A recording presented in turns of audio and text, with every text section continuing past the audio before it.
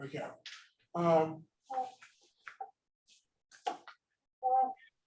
Welcome, Dr. Tetelbom, Daniella Sinai. I have, as you know, a few questions for you. Dr. Tetelbom, can you tell us a little bit about your professional background and your experience? Well, just before I talk about that, I want to thank you for inviting me for this panel, and even more because we are in the Suicide Prevention Week, you know, Yes. from the 5th to 11th. So it's very meaningful that we do this panel at this time, you know. Anyway, so my professional background and experience. So I studied medicine, and so I'm a doctor, and I'm specialized in emotional issues and mental health, right? So I'm originally from Brazil, and then I did my training in New York, in St. Luke's, but Israel, and I do work in Manhattan and in Monmouth County for a few years, and I've been in different facilities, you know, with what you call intensive programs, where you get kids, adolescents, and adults with more intense issues, you know. So that's about it. And regarding, you know, the LGBTQ plus, you know, it's kind of a reality, you know. I cannot imagine that there's any mental health professional that doesn't treat individuals LGBTQ plus, you know. So that's part of the daily practice in any level of care, and we do have to educate ourselves and understand better this in any level of care, not only as mental health providers in our society. So yes, I have been seeing clients for years, and in the middle of the client, children, adolescents, adults, there are inclusive LGBTQ plus. Thank you. Why did you choose psychiatry as a profession? Well, so that's an interesting question. So you make me go back to like years back. So I'm going to talk a little bit about this. And I was thinking about this question that I'm going to targeting those adolescents, young adults that are transitioning to what I'm going to do professionally in my life. You know, it's a very hard decision at, you know, 17, 18 years old.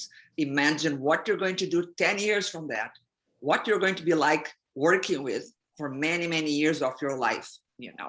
Because at that point, you're kind of trying to figure out so many things in your life.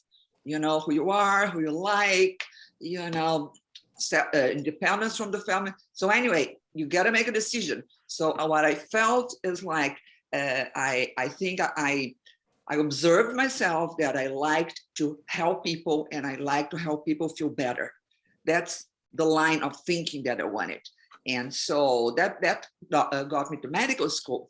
And once I was in medical school, I noticed that I was very curious and very interested in hearing more and more about people's lives, people's experiences, how they're feeling, you know, what are they struggling with. And I would spend more time than necessary hearing that, you know. So that part is kind of saying, maybe I like that, you know. So that's kind of put me in the career of mental health and with psychiatry, you know, which is very rewarding to be the person that someone trusts to open their heart to and be able to help them to live a better life. Thank you. It does take some adjustment figuring out what you want to do with your life. I started out as a teacher, and I wasn't happy with the kind of teacher I was becoming.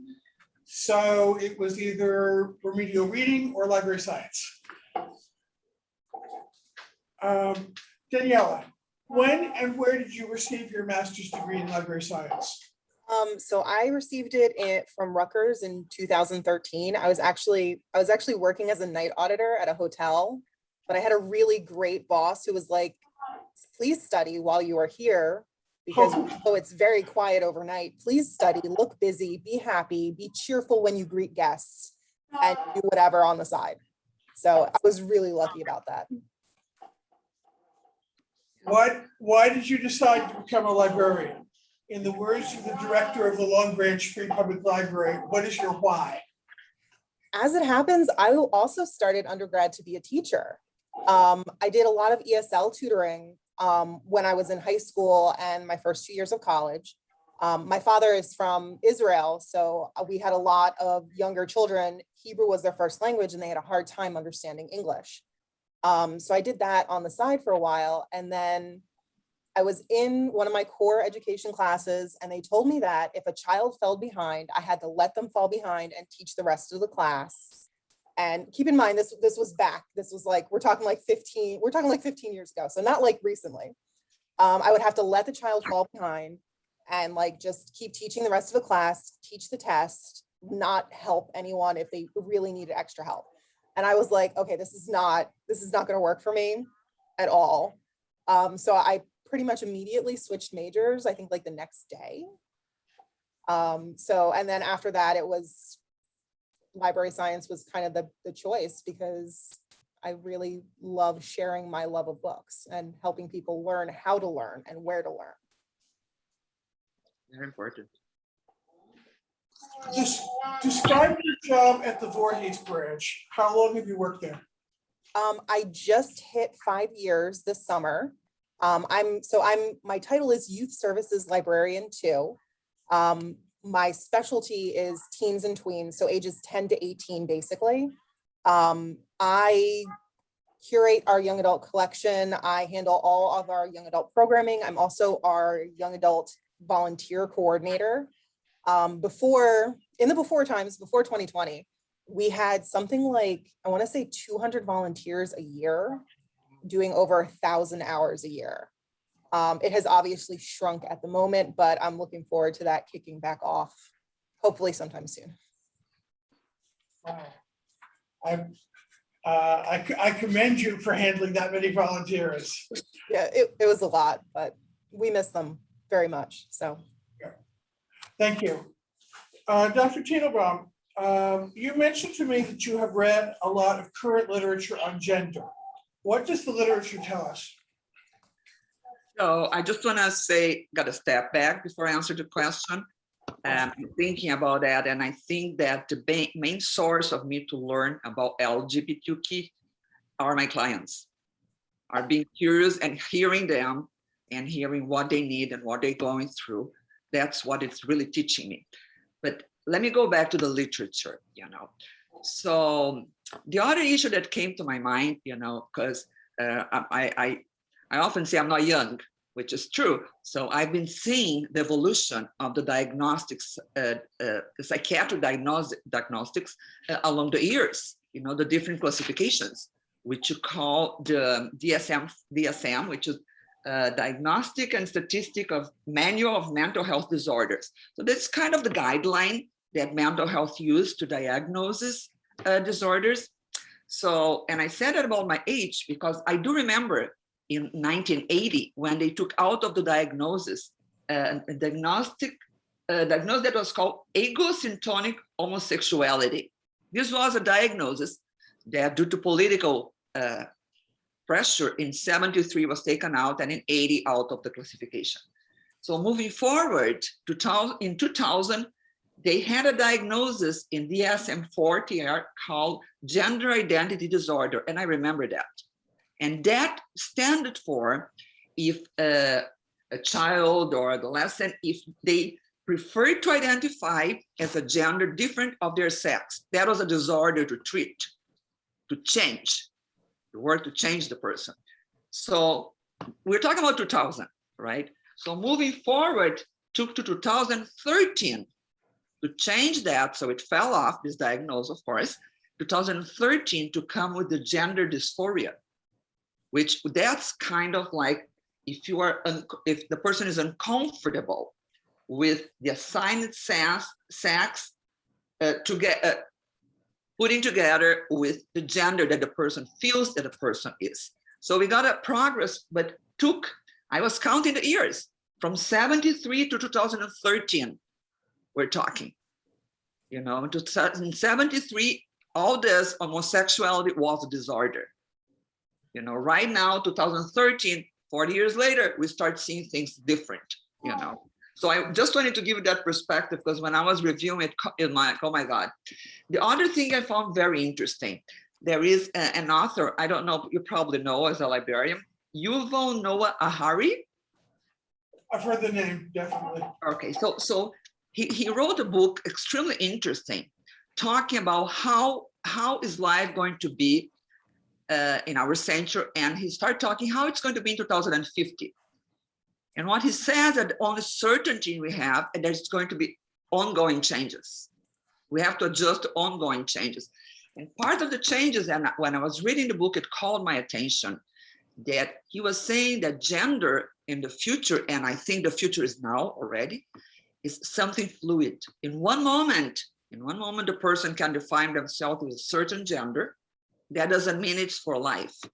It could be that in a few years, it's different and could go back. The same thing with sexuality, you know. So that's very interesting on how we have to change our thinking about gender and more to what come in the future. Then another interesting thing about what I was reading that I would like to share, it's what I was showing you before, the Kinsley scale, you know, which is a kind of a graph here. So it kind of shows that, you know, that the sexuality is not like all homosexual, all heterosexual, there are levels on it. So there's a variety of options that the person is going to decide what it's good for them, what they feel like, right? What they identify with. So interesting. So that's kind of some thoughts that came from reading about gender and sexuality, you know, preparing for this lecture that came to my mind. Thank you. Daniella, do you have anything to add based on your reading, on your own experience, or the experiences of someone close to you? It has definitely changed, and I think things are changing faster almost than they were like 2 or 3 years ago. I think we're starting to see gender, or at least the younger generation is starting to see gender as sort of an accessory. It's almost like a pair of earrings. You can put them on, you can take them off. It changes from day to day and how you feel. So I think we're seeing something that could be very cool as we go into the future. Let me add to that. The other thing that I was reading that when I start talking to people about it, so one part is the gender and the other part is the sexuality. So now there's definitions about the person being, and make sure I don't mess up the names here, being like asexual, okay, or gray sexual, which I didn't know before I was reading. What's the second word you used? Gray sexual, gray, the color gray. So Great, that means, you know, there was this years ago, it was, oh, if the person is homosexual, it wants to have sex with persons of the same sex. So how about if the person identifies as homosexual, but it's not very interested in sex, in the relatives, it's not interested at that moment of the life, as Danielle was saying, that point, you know, so you would say that we can go for the asexual, you know, little or no sexual attraction to others. I mean, you have little interest, but that doesn't mean it doesn't have the characteristic of be identifying gay or lesbian or something else, you know. And the gray sexual, it's occasional or mild sexual attraction. You might act or not. So this goes parallel to the gender identity. Mm-hmm. And so that was very interesting for me to hear, to understand, and to kind of talk to people about it, you know, because in the past was something immediately like, you know, oh, you're this gender, that's how we think sexually. No, we have several options in the puzzle of how the person is going to identify and present themselves. Thank you. Dr. Tetelbom, can you speak about what is called coming out of the closet?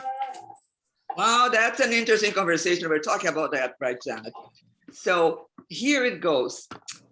First I want to tell you something very interesting. I found a research here, okay, recently published that the Yale School of Public Health presented.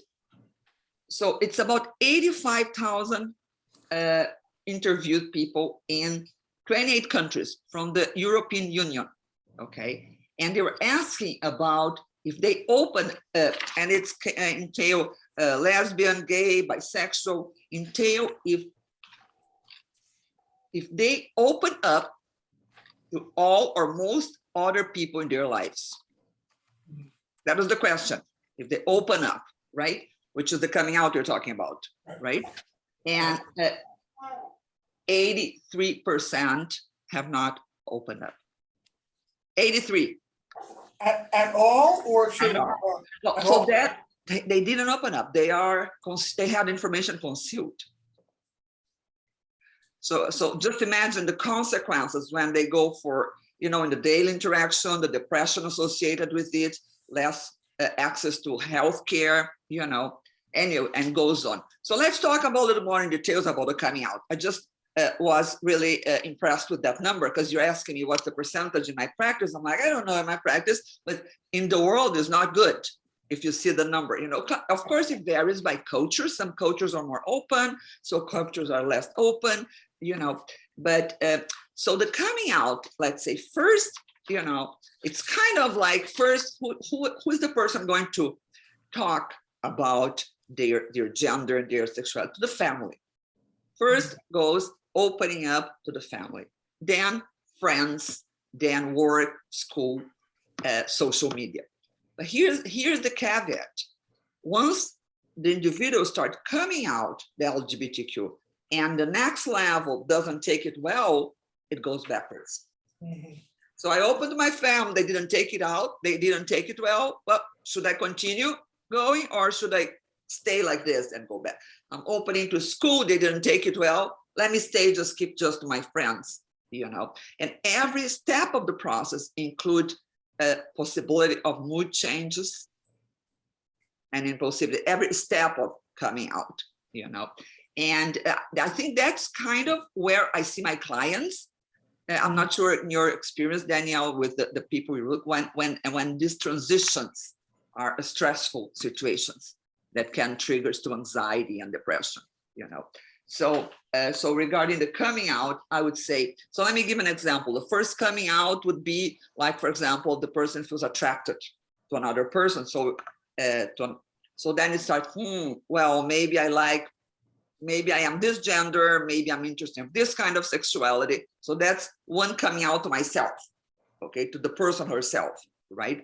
Acknowledging what do I like. That's the first that appears when you're interacting, with another. So let's say in another situation, there's a party. So you're dressing a certain way, you're acting a certain way. So you're coming out to your friends that everything can go well or not. So that's the point. The name you're going to use for yourself, how you're going to name you, how do you want people to call you? So there's several levels of the coming out, and each of them are stressful. Yeah. Okay. So that's what I was going to underline. And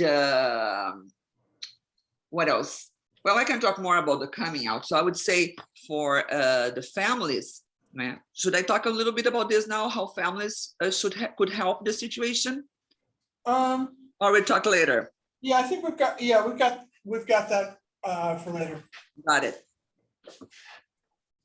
Okay.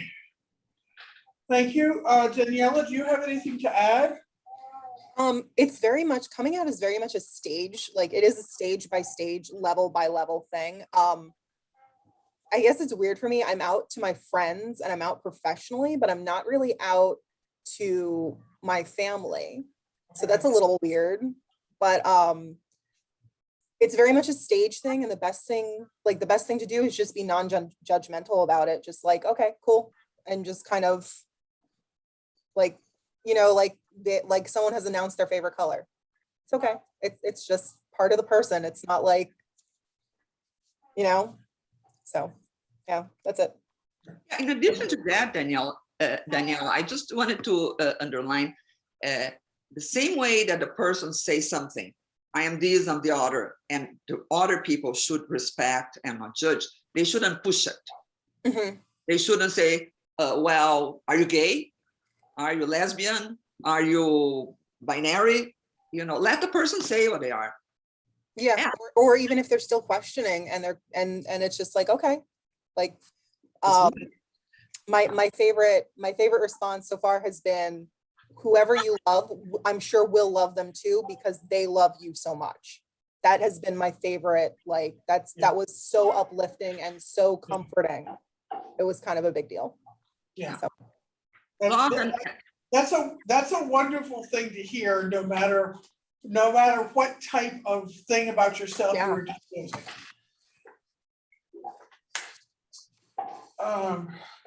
Thank you. Dr. Chinobo,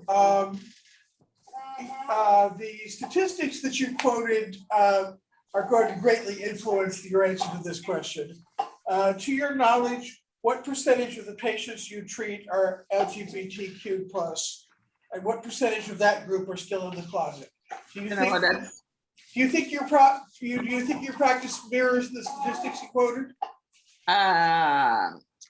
You know what? It's hard to say, because I'm treating children, I'm treating adolescents, and I'm treating people in the questioning time. What Daniella was saying, like they're unsure, they don't know, and I'm treating people in transition. Transgenders, they're working in, changing the voice, changing the clothing, changing the name. I'm not sure the percentage, Many people ask me, so how many kids you see in your practice? How many adults? I never did that number, and I also see patients that speak Portuguese and Spanish. So how many are Portuguese speaking Spanish? I don't know those numbers, but what can I tell? In terms of the adolescent population that I see, I would say maybe that already came out, I would say maybe like 20-30%. Okay. The ones that didn't come out, it's like, I would say it's in process, and somewhere, so I would put like 20-30%. Okay. If I were to guess, That's actually probably somewhat better than the statistics you quoted. I mean, if it, it's certainly better than 17%, which would be what you would take from the flip side of the 83% not. Thank you. Daniella, to your knowledge, does Voorhees have a large LGBTQ population, like, for example, Asbury Park? Definitely not like Asbury Park. Asbury Park is like one of the top 50 cities in the United States. In the whole country. I didn't realize that. Yeah, it's like crazy. I was surprised and delighted. Like, New Jersey is really high on the list. It's nice. Not like that. We are a very diverse area in general. So I wouldn't be surprised if we are percentage-wise higher than the average in the United States, but we are not like Asbury Park. Right. I knew Asbury Park was probably the most open in that way in New Jersey, but I didn't realize that they made. Oh yeah, Asbury Park and Jersey City are the two highest. Camden County is pretty good. Like Collingswood I would say Collingswood is probably close to Asbury Park in terms of openness. Okay. But Voorhees, we're still a little bit more conservative than that, unfortunately. We'll get there. Little by little. Dr. Tetelbom, can you tell us about the risk factors for suicide and in general, and how about the risk factors for people who are LGBTQ plus? Well, here we go. So suicide, 90% of people that attempt suicide have some mental illness, most often depression. Okay, that's overall speaking. We get a big incidence of suicide nowadays between 10 and 24 years old. Okay. Suicide is increasing, the numbers with our times, with, COVID times, because it's worsening depression, worsening anxiety, worsening isolation. So let's put risk factors there. Depression, substance use, because many people use substance, to manage their depression, their anxiety, and it also increases impulsivity. The person doing things without thinking, increases overall, Other risks of risk for suicide, for us to think overall. You know, someone that already attempted suicide is at a higher risk to attempt again. Someone that self-harm, you know, cutting, burning, all those, anything like that, any self-harm is a higher risk of suicide. Okay. Family history of suicide increases the risk biologically, can increase the risk of the person attempted suicide as well, you know. Isolation, stressors like a loss of someone, you know, bullying. So when we talk about LGBTQ, so let's put in numbers. They have at least 5 times more attempts, suicide attempts, than overall the population.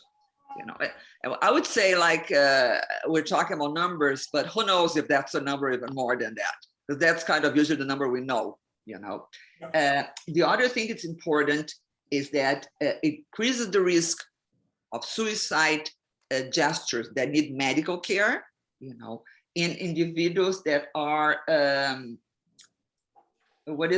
are questioning, when they're that transition, you know, who I am, exactly. So that increases the chance when they do something to harm themselves that they end up with more problems than other people, need more care, right? Transgender, 40% of transgender report a suicide attempt. That's scary. And that's kind of, I have to say, what it comes up in the clinic. I do have more than one transgender patient that I've seen in my life that come in a severe depression, especially in the transition time. Okay. The other thing that increases risk of suicide for LGBTQ is highly rejecting families. Yeah. You know, and obviously abuse, victimization, which they are extremely, you know, the numbers, they are more exposed to physical abuse, emotional abuse, you know, and I'm going to add here also sexual abuse. Okay. So this also increased the risk of suicide trauma. Okay.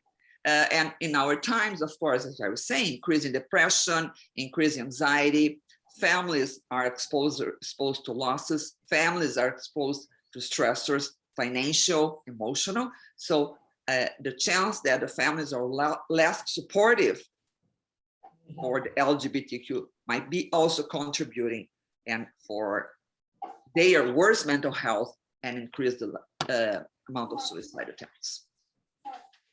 You mentioned the death by suicide of a family member being a risk factor.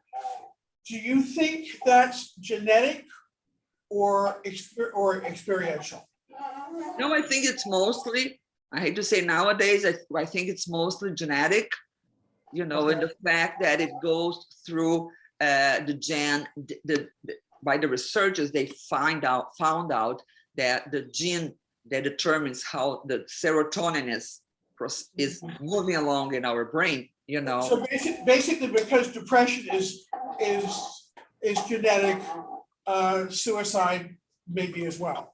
You know, I think that suicide is even higher the chance of inheritance than depression, you know, and we have to be very careful about, because, you know, of course you go like nature, but nurture, you know, I think nature is so strong, but of course the nurture and how the family is, you know, families that are traumatized for losing someone that killed themselves, probably also have parents that could be depressed and are also raising kids in a certain way that can go to that route. But I think the genetic trait is kind of very significant. Okay. Is it true that an adolescent suicide triggers more suicides in the community? If so, please explain why this happens. So this is a very interesting situation. You know, I think you probably know that schools get immediately alert if any adolescents kill themselves, to kind of screen the other people, the other adolescents, to make sure they are not at risk to kill themselves, and make programs to prevention, you know. And we're seeing nowadays also a lot of that in the college kids, because with the coronavirus, the situation, the crisis, college kids increase depression also and suicidality. So, so what it is, so one, you know, let's say the friends of the person that killed themselves are already getting depressed because they lost a friend. So Right. they can't get depressed. They are traumatized because their good friend died, you know. So that in itself would increase the risk of suicide, you know, not only for the close friends, but all the adolescents that heard about it. It's a very traumatic, you know. In addition, the fact that this was a way that someone coped with their depression can be something like, I would say, a social learning point, you know. And I'm just going to add another point here. And that's kind of that I was thinking, I didn't read about it. The fact that everybody knows about that person that killed, you know, can be an impact in an adolescent or young adult that feels bad about themselves, low self-esteem, you know, it's not very popular among the kids. Okay, hey, you know, maybe people would know about me, you know. So I'm just putting some thoughts right there, you know, but actually we do have to kind of be very alert for the other adolescents and young adults that had a person in their group that killed themselves. We do have to do a screening of depression and trauma immediately because it does increase the risk significantly. Yes. Yes. What should family and friends do when they suspect that someone they care about is considering suicide? Well, here there is a few thoughts, okay. Let me start by Google. I always, once in a while, I Google, I put something about suicide and immediately, any sentence that has the word suicide that you Google. Have you done that before, Janet? No, I do I that. Well, I'm a psychiatrist, you know. So it comes immediately, the number of the suicide hotline. If you're feeling suicide, please call the suicide hotline. You know that, right, Danielle? I think I didn't do on the phone, but on the computer, I keep doing like every couple of years to see if there's still the same protocol, and it is, you know. So that tells you something, you know. I think it's great, to be honest, because, you know, when people are searching about ways to kill themselves, come that message, you know, Yes. there is Sure. help, you know. So what do they do? The first thing I want to say is we have to think about, you know, a myth that we have, that if you ask a person, oh, are you feeling like harming yourself or killing yourself, that you're putting ideas on the person's mind. So that's a myth. So that is a ridiculous idea. I agree with you. But it's very common. It's a very persistent. Yes. Yeah. People don't want to ask. So instead of asking, say, hey, how are you feeling? And have you been thinking of harming yourself or killing yourself? Once you ask that question, the person feels better because it feels understood. Yeah. So that's the first idea that I would like to put here for us to think about it. Okay, asking, don't put the idea on the mind of the person. Okay.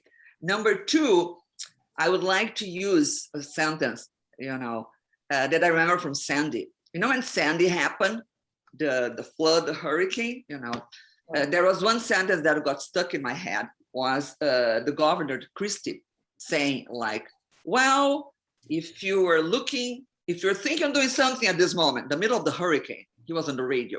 If you're thinking of doing something now, and you think it's not a good thing, it's not the right thing to do, don't do it. So I use that sentence, you know, and I'm not trying to be political here, but kind of thinking, well, if you see an adolescent, a young adult, a child, an adult, that you have a sensation, or you see something that reminds you, that appears that they are going to harm themselves, take an action. It is very highly likely that that happens. Yeah. So believe it. That's the first thing, believe it. Don't challenge your perception. You know, whatever you're perceiving, that there's a reason why you're perceiving that. Okay, because something that the person is showing. Okay, so and then ask, as we're saying, if the person is exhibiting, like, for example, so let me talk about the levels. You know, there's levels of suicidality. One thing is the person feeling hopeless. You know, it's not worth living. I don't see a future.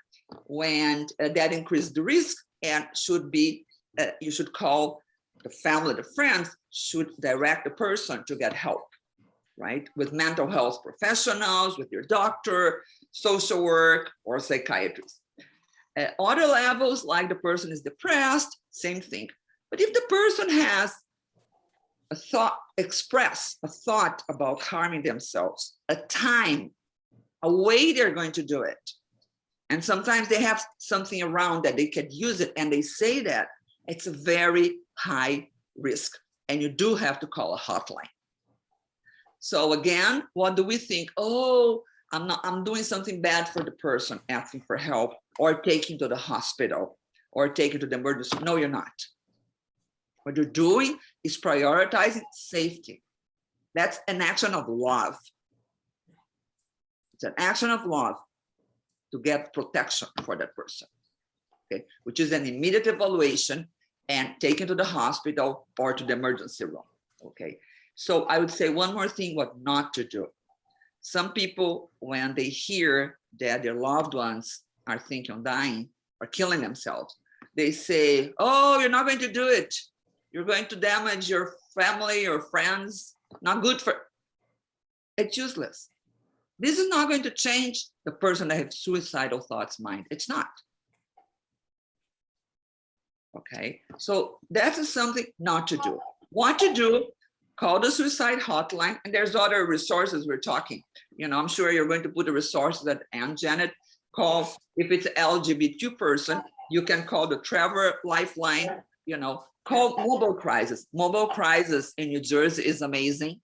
You know, they would even come to your house if it's a child or adolescent. I think it's up to 21 years old. You know, you have professionals on the other side that can steer where to go and what to do. Okay, but again, if you have a sensation that the person is at risk, follow your guts and go for help, and take the person for help. Always listen to your instinct. Right, right. That sounds like the key takeaway from that question.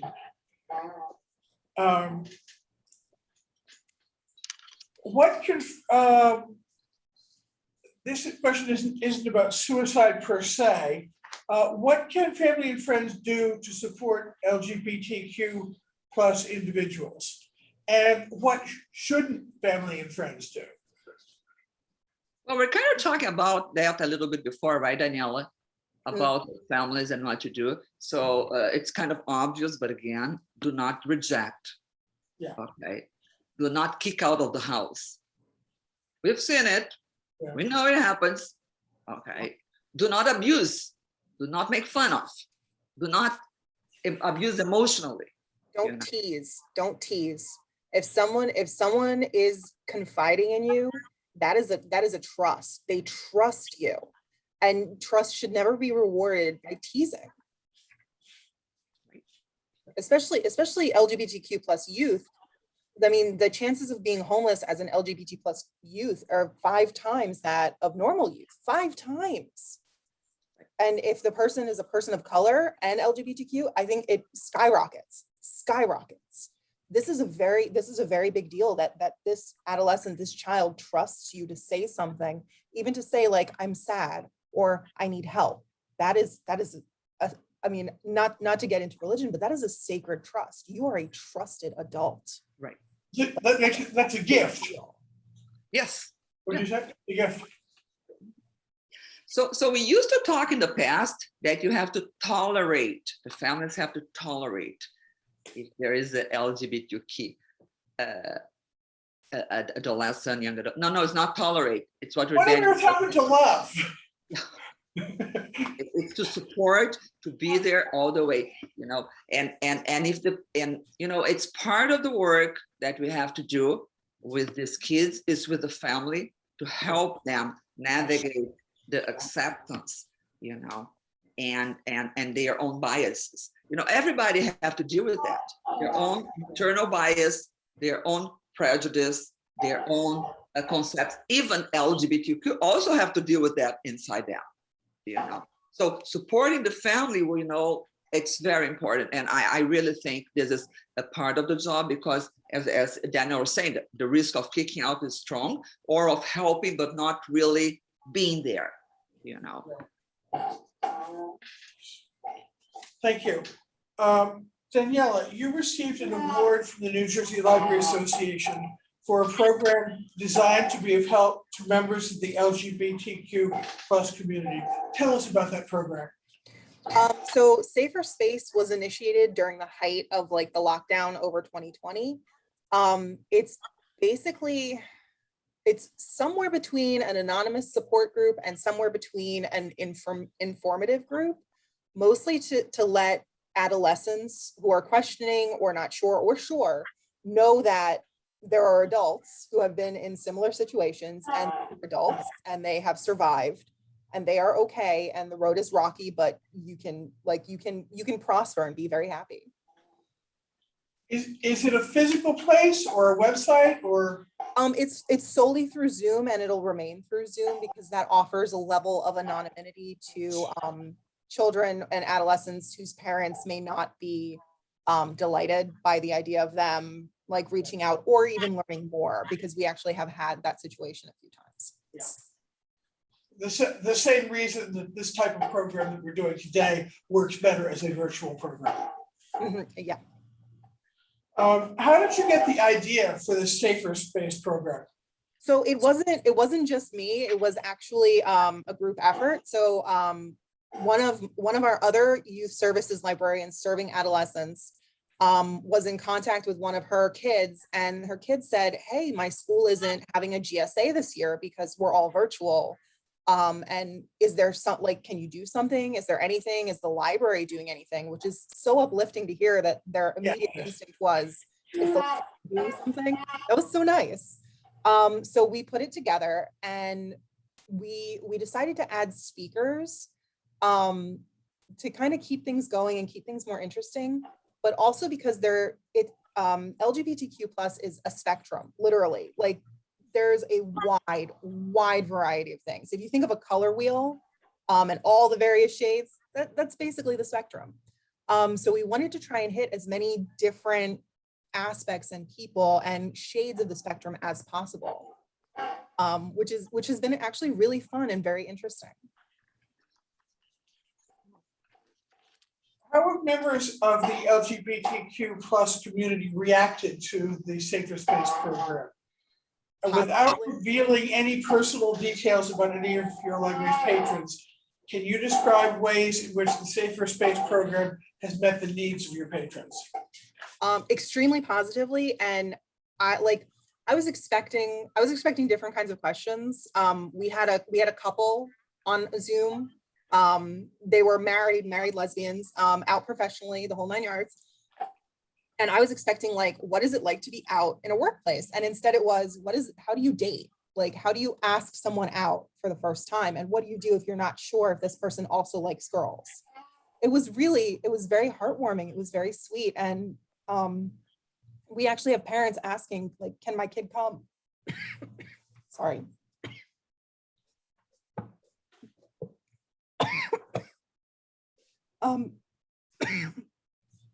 Sorry.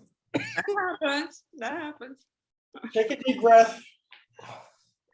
I actually had a parent ask me if their child could come to learn to be a better ally, which was really nice and like very heartwarming.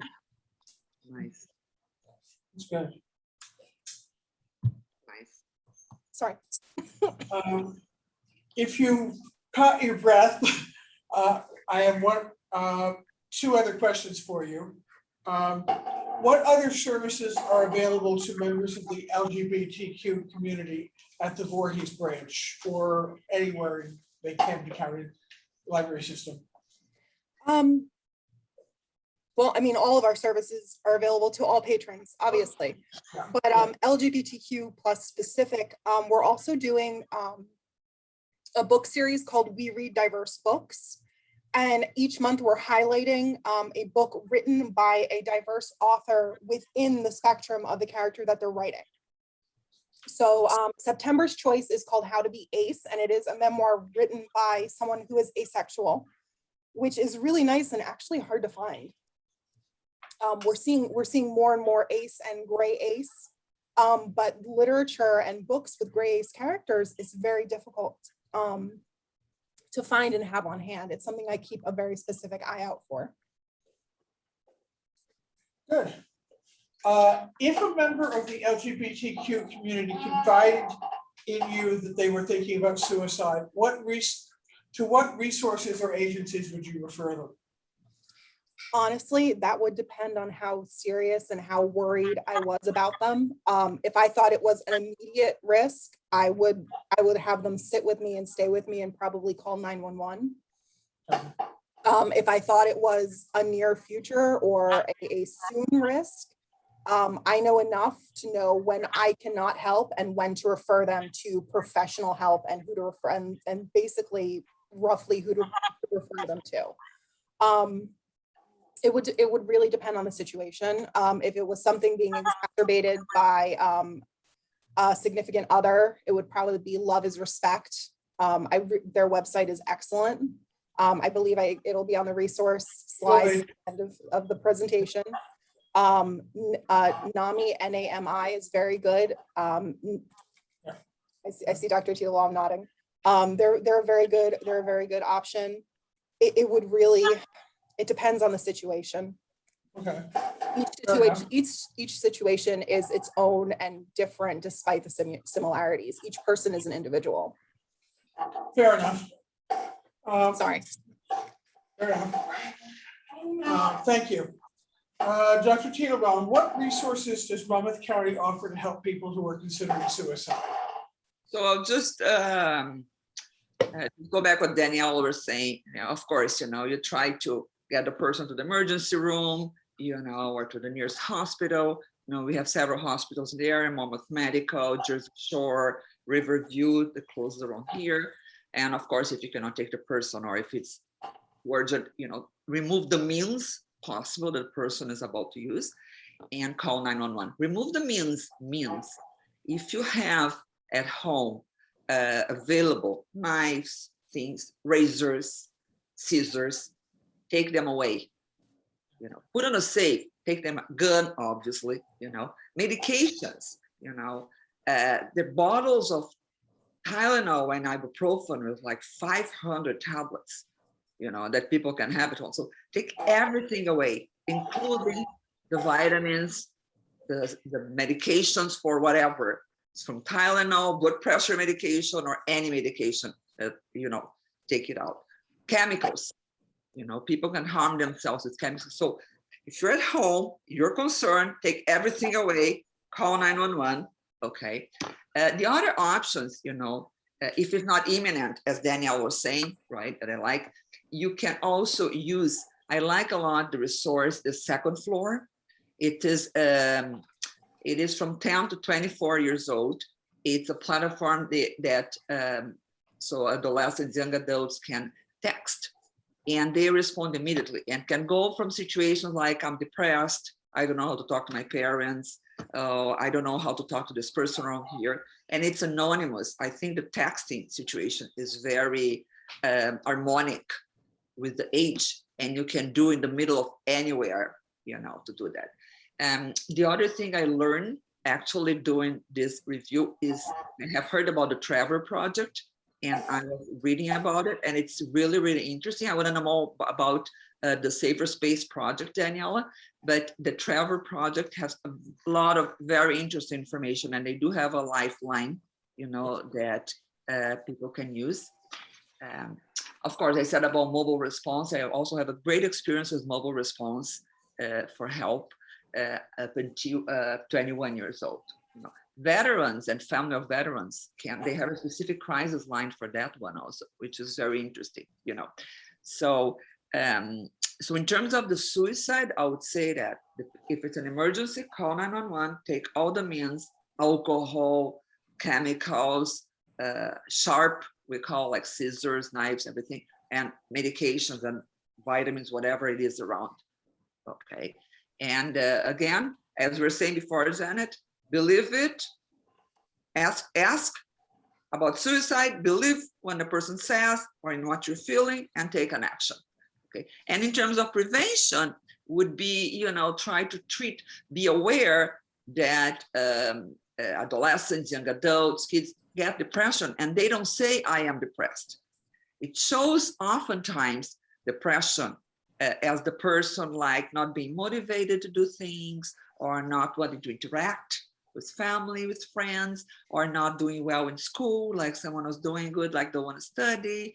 Or another way that appears like the depression, the sadness in youth and young adults is irritability, getting easily angry. And that's something that's tricky, because we would expect that if the person is depressed, they're going to be just like crying and sad. And it is sometimes, of course, crying, sadness is depression, but sometimes appears like just like anyone say something, the person like reacts and starting an argument. A lot of frustration. So that's depression also. Okay.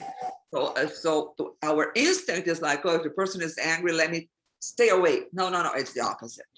You hear that, you think, there's something going wrong. Let me get for help. Let me see if I can talk to the pediatrician, the doctor, let me see if I can take to a social worker, a counselor, psychologist, or a psychiatrist, It's counterintuitive, that situation, when the person shows irritability. That's why I think it's another important red flag, because people with depression are high risk of suicide. People that have panic attacks are also high risk of suicide. People using substance are high risk. Okay, that's it. But people might not think of irritability, so that's an important thing to add. Yeah. Can you describe what a person can expect at a first mental health visit with a psychiatrist, psychologist, social worker, or counselor? Well, the first thing that I would like to underline is confidentiality. Okay. Mental health providers, like general doctors as well, but mental health providers are very careful and specific, because they are aware how important is the confidentiality. So they should know that everything that will be spoken to the provider, it's going to stay there. And I mean, stay there. If there is a risk of life, of course, you got to call 911 and call resources for help, But if you open your heart, whatever you say stays there, right? So the other thing that you should expect on the first visit, is a person on the other side open to hear you, open to hear whatever you say, whatever. Okay, and help. You should expect help, because when the person goes to a mental health provider, many times it's like the last option. They tried everything. It doesn't work well. Now I need professional help. So there is a level of hopelessness there. Oh my God, I tried so many things, it didn't work. Is this going to work now? Really? And you know what? I cannot say 100% of the time it works, but it works. It helps you you're going to expect to find answers that down the line, you're going to feel better, that you're going to have a better quality of life. You're going to be able to enjoy more people around you, and you'll be able to go back to things that you have stopped doing, school, friends, hobbies, careers, and keep growing your life and following your choices. Thank you. What can we do? You can address this either as what can the individual do, or what can we as society do to help improve the mental health of people who are LGBTQ plus? I think we're speaking about that already up to now, right, Daniella? We brought different issues of the importance of the family, not to rejecting, not to pushing, in terms of the small level. I think bringing programs and opportunities to create a bigger social network, working ourselves about our concepts, our biases, and reject that all the time, and help other people do that.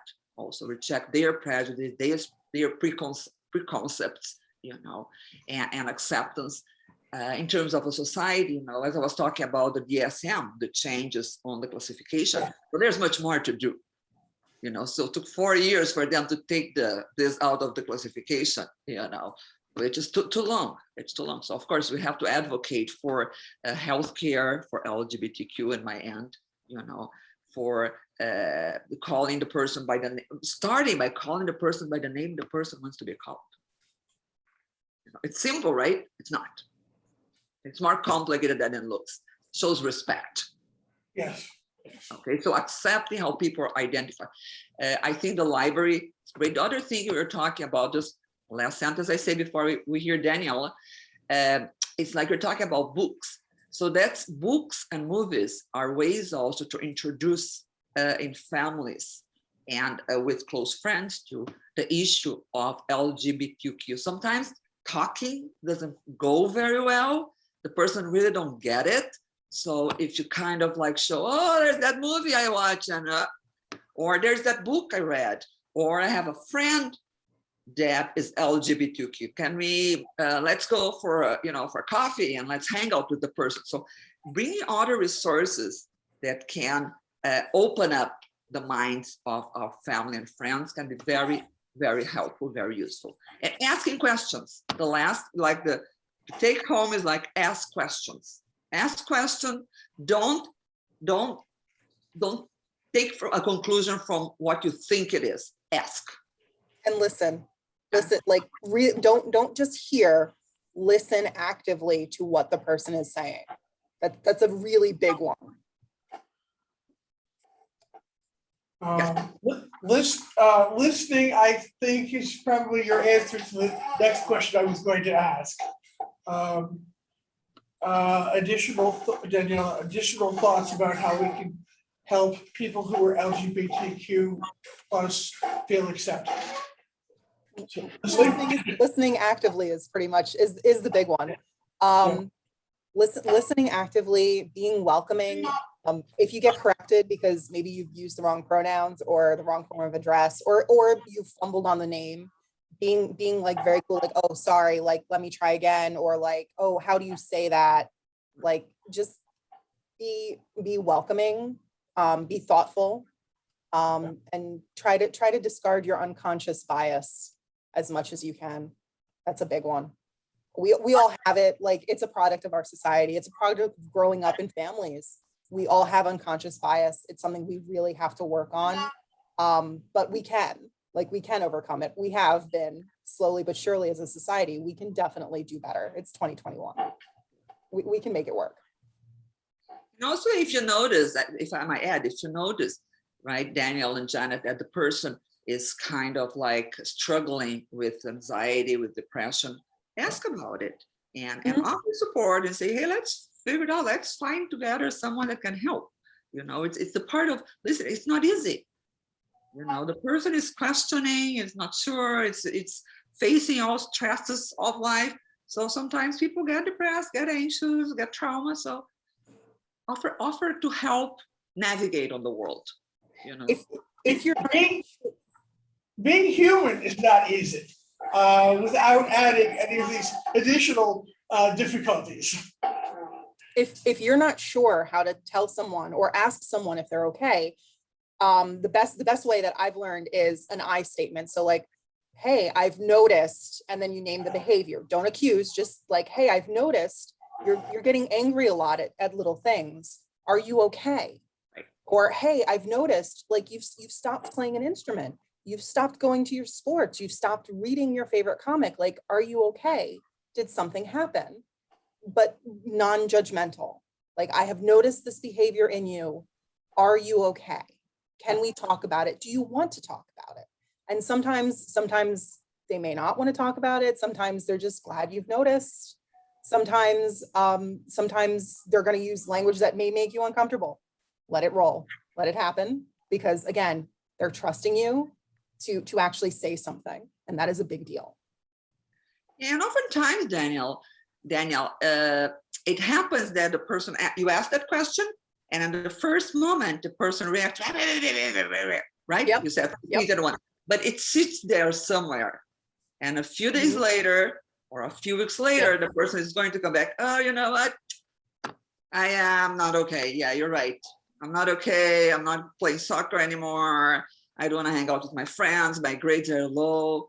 my God, I don't know what to do. You know, so it's a beginning.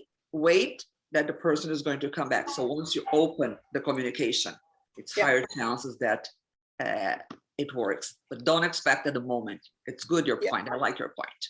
It's trust, and trust is hard. It's hard to gain it, and once you've lost it, it's very, very hard, almost impossible to regain it. So if you are trying to make yourself a trusted person, a trusted place like the library, a trusted society, it takes work, but it's work we can do. Like it is work we can do. Thank you both. Now, Kate, could you please show the PowerPoint? I include some of the resources that were named and a lot of others.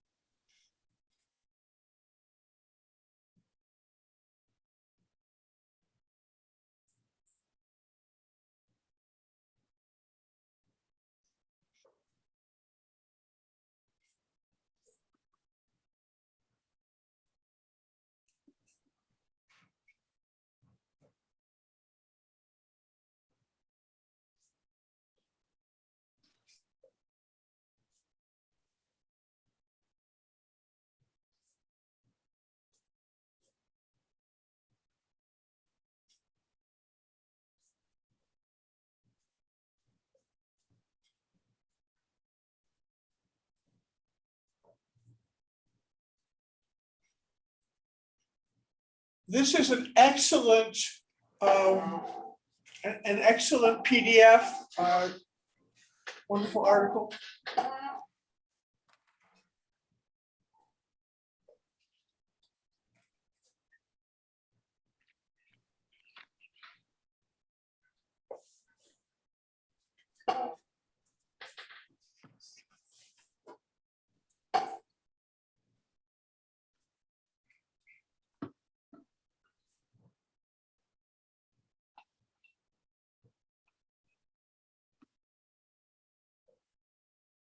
I cannot hear the video.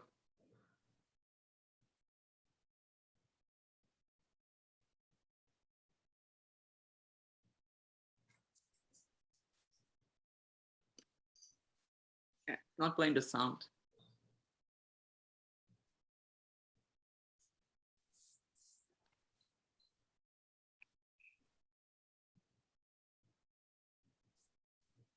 Do you want me to play on my end the video, Janet? Yes. See if I Kate, can Kate, can you stop this one because it doesn't have sound, and see if Dr. Tetelbom can get us a different version. Oh my God, I don't know where to put it. Let's see if I can find it here. I don't. Oops. Oh God, where did I put it? Or maybe if you can put the sound together. So it's an interesting video. There is just one. It's PS4. What is the name of the video? Maybe I can find my computer like this. Oh God, here. Oh gosh. Dr. Tetelbom, I can try bringing it up again. I believe it was just because I had myself on mute, so I apologize for that. Not a problem. Yeah, there's just one mistake on the video that says that depression is a curable disease, and we have to change for treatable, not curable. Okay, do you think you can do it? Or should I look here? Okay. I'm bringing it up right now.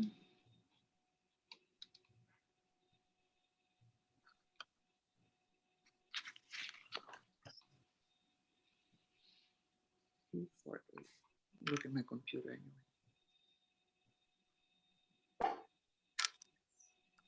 Imagine this. You're sitting on your bed, late at night. Your head in your hands. You feel empty inside and everywhere, with only the one thought crossing your mind. I want to die. Try to think of something to focus on besides the thought that you cannot. You rack your mind for some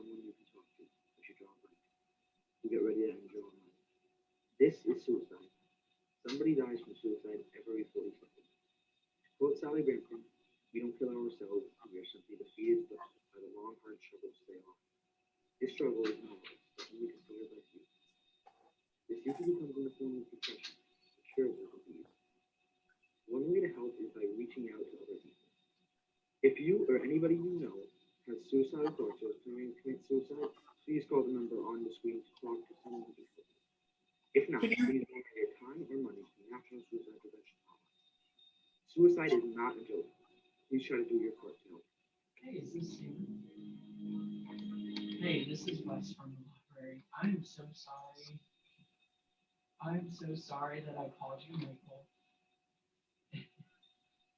I'm so embarrassed. I'm good. How are you? All right. Thank you, Kate. Thank you very much, Daniela and Dr. Tetelbom. Your contributions were extremely informative. And I hope that dozens, if not hundreds of people end up doing this recording. Thank you very much. It's very, very interesting. I learned a lot with Danielle, with you, Janet, and thanks for the opportunity to give more information about mental health for the community. Thank you so much, both of you. Absolutely. Thank you.